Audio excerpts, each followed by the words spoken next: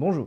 Bonjour. Bon alors je pense que certains le savent, je suis assez fan de l'univers de Naruto, faut juste regarder derrière moi pour voir que j'aime bien. Et du coup je fais cette vidéo pour vous parler d'un truc qui se passe actuellement. Le 17 décembre s'est déroulé le Jump Festa 2023 qui est un événement qui concerne l'univers des mangas et des animés. Événement au cours duquel on a d'ailleurs eu droit à une date pour la saison 2 de Jujutsu Kaisen et une adaptation du manga Undead Unluck que je vous conseille qui est très cool. Mais bon je pense que si vous avez lu le titre de la vidéo, vous avez compris qu'on va se concentrer sur les annonces qui concernent Naruto. Alors certaines personnes dépourvues de sens s'attendaient à un remake de l'anime Naruto et d'autres personnes un tout petit peu moins intelligentes s'attendaient à une annonce comme quoi Boruto en fait ça n'était jamais arrivé et que c'était que l'illusion de Naruto piégé dans les arcades lunaires infinis lancés par Madara.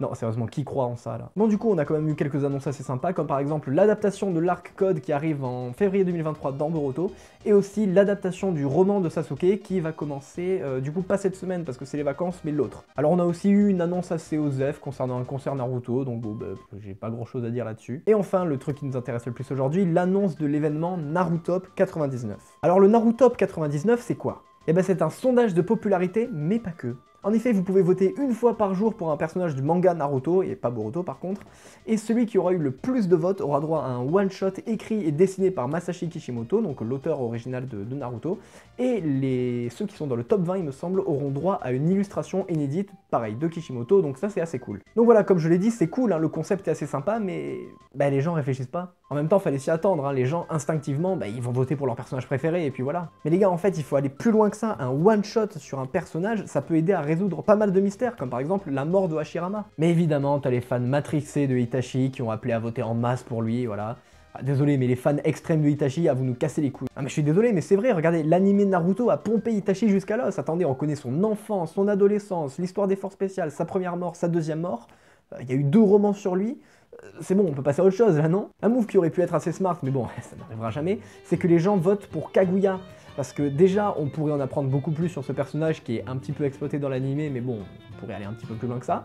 On aurait pu aussi en apprendre beaucoup plus sur le clan Otsutsuki, qui est très important dans Boruto, et surtout, on aurait pu peut-être avoir droit à un combat Kaguya contre Ishiki, qui est un des méchants dans Boruto, et savoir comment elle l'a vaincu, pourquoi elle l'a trahi, etc. Enfin voilà, c'est vachement intéressant quand même. Alors là, attendez, s'il y a des fans de Itachi qui gueulent, regardez, juste prenez du recul. Vous préférez connaître un petit peu plus un personnage qui est pas vraiment exploité ou mis de côté, ou alors juste revoir Itachi, refaire des trucs qu'on a déjà vu 1000 fois, genre ok, Itachi, il est super intelligent, il est super fort, il est classe, voilà, c'est bon, on a compris, il faut passer à autre chose. Là j'ai sorti l'exemple de Kaguya, mais il y a plein d'autres personnages qui sont assez intéressants. Donc là, alors que je vous parle, la première place est occupée par Minato, donc bon bah voilà, c'est assez sympa, hein, je pense qu'il y a un moyen de faire un truc cool dessus. Et la seconde place est occupée par, Itachi. Bon, fallait s'y attendre. Et quand je vous dis que les gens ont pas de recul sur cet événement, c'est que vraiment ils n'en ont pas. Regardez, la 4ème place, actuellement, elle est occupée par Naruto. Ah, c'est vrai qu'un one-shot sur Naruto, quand même, ce serait assez cool, hein. On connaît pas trop ce personnage, il est pas vraiment exploité dans l'univers de Naruto. Alors du coup, la question qu'on peut se poser, c'est est-ce que cet événement est un flop? Et la réponse, bien évidemment, c'est oui et non.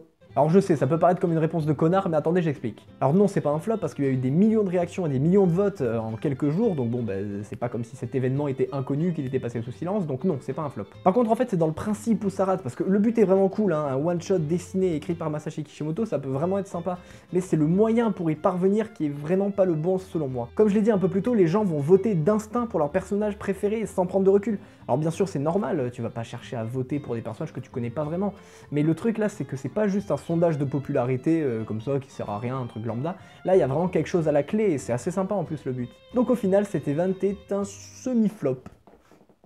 Voilà, il y avait de l'idée, hein, mais... Alors bien sûr, je tiens à préciser que tout ce que j'ai dit là, c'est mon avis personnel, voilà, hein, votez qui vous voulez, de toute façon vous avez du choix.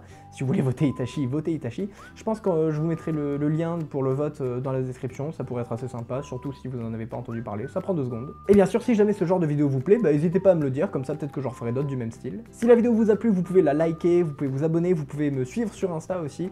Moi je vous dis à la prochaine et je vous remercie d'avoir regardé, ciao!